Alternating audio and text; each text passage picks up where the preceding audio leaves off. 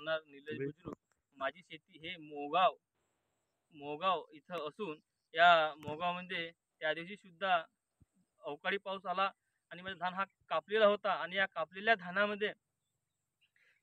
होता. या कापलेल्या धानाला परिपूर्ण पाऊस गेला आणि या पावसाने माझा धान पुरा ओलाचिप झाला आणि मी रोजंदारीच्या बाया आणल्या आणि धान असं पलटो पलटो पलटो पलटो हा बांधलो आणि काल पण पाऊस हा रात्रीला काल हा बांधून गेलो पलटून आणि या पावसामध्ये हा जमा केलेला पुन्हा या पुण्यावर काल जोरदार म्हणजे तरी पण 1-1.5 तास चांगला असा मुसळधार पाऊस झाला आणि या मुसळधार पावसामध्ये हा धान परिपूर्ण हा ओला चिंब झालेला आहे.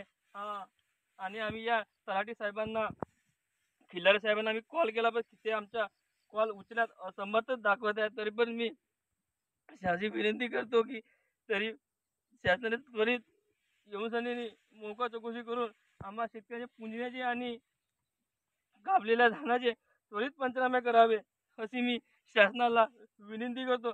पण शासन शेतकऱ्याची ऐकत नाही, अधिकारी आमची ऐकत नाही. तरी पण मी अशी विनंती करतो की लवकर लवकर आमच्या धानाचे पुंजण्याचे पंचनामे करून आणि कळपाचे पंचनामे करून त्वरित